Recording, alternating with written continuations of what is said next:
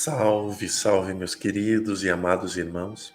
Mais um domingo que nos reunimos, em nome de Deus, em nome de Jesus, para dedicarmos o nosso tempo ao estudo das preces, olhando com atenção e com carinho as preces que Kardec atenciosamente nos deixa no último capítulo do Evangelho segundo o Espiritismo, capítulo 28. Então, é todo destinado a preces.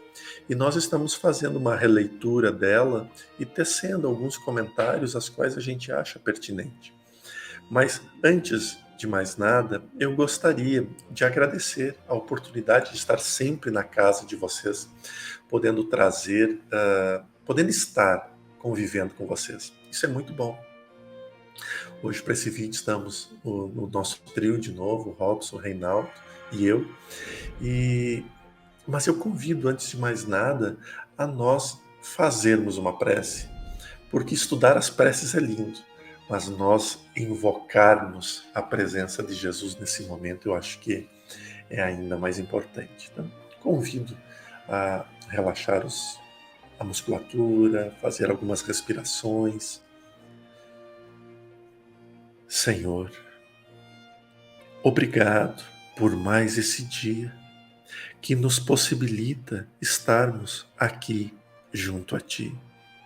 Obrigado, Senhor, por movimentar a luz e a paz em nossos corações, trazendo-nos sempre a energia capaz de mover as nossas ações e os nossos pensamentos no caminho sincero e verdadeiro da luz. Que os nossos familiares, que aqueles que amamos, também estejam em volta da Tua presença, envolto da Tua presença.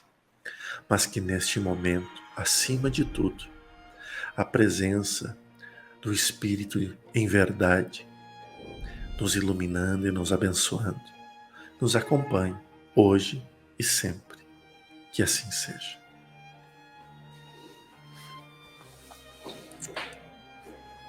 Muito bem. Então vamos iniciar hoje, lembrando, o Evangelho segundo o Espiritismo, como o Jordelei comentou, no capítulo 28, nós estamos no item 57. Então eu vou ler o prefácio, que fala da prece por um agonizante. Depois nós fazemos o comentário e vamos para a prece. O prefácio que Kardec nos traz diz o seguinte: a agonia é o prelúdio da libertação da alma. Pode dizer-se que, nesse momento, o homem tem apenas um pé nesse mundo e que já pôs um no outro. Essa passagem é algumas vezes penosa para aqueles que se apegam à matéria e viveram mais para os bens deste mundo do que para os do outro, e cuja consciência se acha perturbada por mágoas e remorsos. Para os que, pelo contrário, mantiveram seus pensamentos elevados ao infinito e se desprenderam da matéria, os laços são mais fáceis de romper, e seus últimos momentos nada têm de dolorosos. A alma, então, prende-se ao corpo apenas por um fio, enquanto no outro caso, liga-se por raízes profundas. Em qualquer caso, a prece exerce poderosa ação no processo de separação. E ele cita aqui a obra O Céu e o Inferno, segunda parte, capítulo 1, a passagem.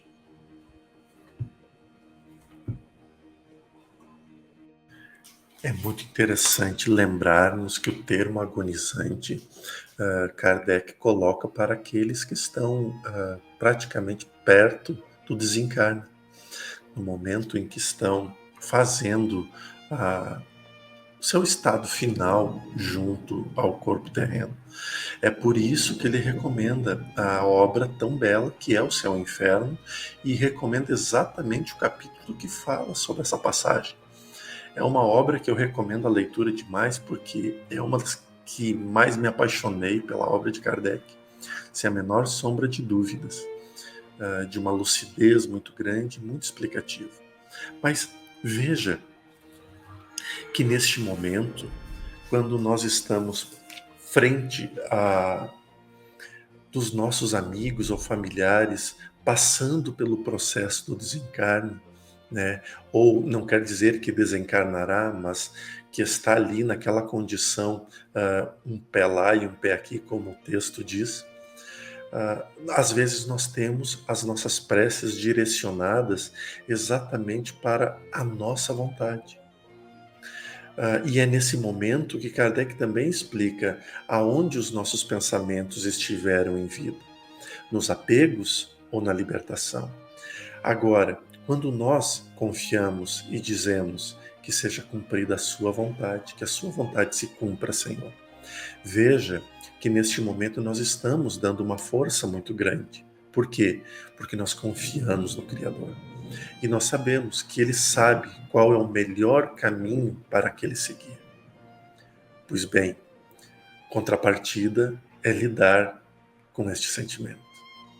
Porque nós sabermos que às vezes estar bem não é estar perto de nós, ainda é um desafio muito grande para nós, que somos muito materialistas ainda em relação aos sentimentos, em relação às emoções. Nós ainda tomamos posse daqueles que estão ao nosso redor. Então essa prece ela vem como um guia, né? Claro que a gente pode adaptá-la, claro, a gente deve até colocar os nossos sentimentos, as nossas palavras, mas ela vem como um guia importantíssimo na reflexão do caminho a seguir. Eu costumo dizer, né, e hoje até nós aqui no grupo a gente fez uma prece solicitando auxílio a uma pessoa conhecida, né, de Robson em mim, e então ali eu peço, eu digo, que se cumpra a sua vontade, Senhor, mas que também seja levada em consideração a vontade daqueles que a amam, né? E por quê? Deus sabe que nós somos egoístas. Deus sabe, e Ele compreende, e Ele nos respeita por sermos assim. E agora cabe nós aceitarmos que somos, e cabe nós lidarmos com essas questões.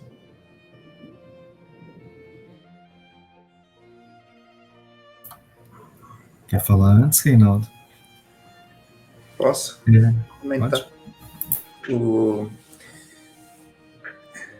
É interessante quando a gente lê nas obras de Emmanuel e do Chico, né? Aqueles romances que tratam justamente do desencarne das pessoas, das personagens, né? Que muitas vezes são baseadas em pessoas reais que existiram mesmo. E nós percebemos que essa agonia, que eles usam o termo aqui, mas esse medo ou esse sofrimento no pré-desencarne, muitas vezes já programado, é muito pior para aquelas pessoas que viveram muito afastadas da espiritualidade, muito focadas em bens materiais, em sentimentos mesquinhos, de egoísmo, de apego, de inveja, de ódio, quando comparado àquelas pessoas que viveram uma vida já mais desprendidas da matéria, não que eram pessoas que se desfaziam de todos os seus bens, etc., nada disso, né? Mas aquelas pessoas que entendiam que a matéria é apenas um recurso para o aprendizado e a evolução humana, incluindo o dinheiro. Muitas vezes essas agonias começam muito antes nas pessoas que não são ligadas à espiritualidade do que as pessoas que são ligadas mais à espiritualidade, que já entendem que aquilo é uma vontade de Deus, né? Essa agonia também é muito pior no desencarne, após o desencarne, quando a pessoa comete um suicídio, por exemplo, né, em que ela olha para trás e fala, putz, dá para voltar? Não dá mais, e agora? E aí entra naquela situação toda de desespero. Então, a gente percebe, como o Jordelei bem comentou, que essas transições, elas já são parte da vontade de Deus, e a maioria, exceto por suicídio, elas estavam programadas. Aquela pessoa que aceita consegue fazer uma transição muito melhor do que aquela que não aceita. E a energia daquelas pessoas que não aceitam para aquela que aceita, às vezes pode ser mais prejudicial do que benéfico. Então, como o Jordelei comentou, o egoísmo faz parte, mas quando a gente aceita, compreende, entende e ora para que se faça a vontade da luz, se faça a vontade do bem, essa transição ela tende a ser mais suave, mais tranquila. É o que eu acho.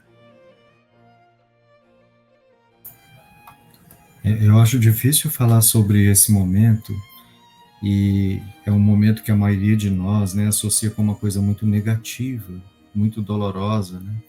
Às vezes até como se fosse uma espécie de uma fuga, a gente faz uma espécie de um delírio, assim, como se esse dia não fosse chegar. Não fosse chegar para mim, nem para minha família, nem para as pessoas que eu gosto, né? Que é uma postura muito diferente de outras culturas, né? Por exemplo, no México as pessoas fazem uma festa quando é a data que a pessoa partiu, ou na Índia eles fazem uma festa também no dia de despedida da pessoa, né? Eles têm uma naturalidade muito maior e eles têm uma questão cultural que entendem assim que é como se fosse uma missão cumprida, como se fosse uma coisa positiva para a pessoa, né? É claro, eles sentem a perda, sentem a saudade, mas não tem só esse lado nosso, né, de reforçar exageradamente esse lado da perda, como se aquilo fosse inadmissível, traz uma dor que vai só aumentando, aumentando, aumentando, sem ter uma questão emocional que me ajude nessa dor. Então eu fico sozinho com aquela dor, né? Porque é uma dor que não tem jeito, não tem o que fazer. Então eu fico sofrendo aquilo de uma maneira muito pesada, né? E então sempre que vai falar nesse assunto morte, podem notar, né, como existe até uma espécie de tabu, assim, como nós vamos falar desse assunto, né? Porque todo mundo evita esse assunto, todo mundo finge que não vai acontecer, né? E esse tipo de postura mental, de negação, protege a gente no dia a dia, mas acontece que tem uma hora que a realidade de repente choca com a gente, né? Igual quando alguém muito próximo, igual o Jordelei falou, adoece de repente, né? Ou piora de repente. Então a gente tem esse tipo de trabalho, que é um trabalho mental para ser feito antes, né?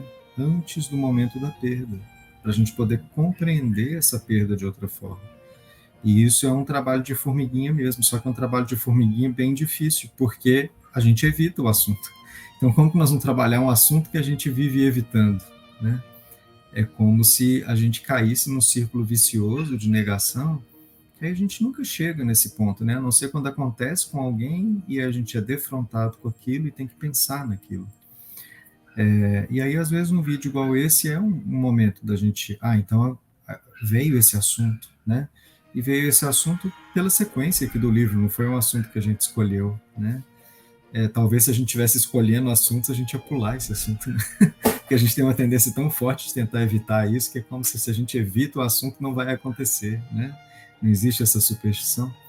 Então, eu acho que, já que a gente está refletindo sobre isso, né, entender assim, não é tanto o momento que acontece.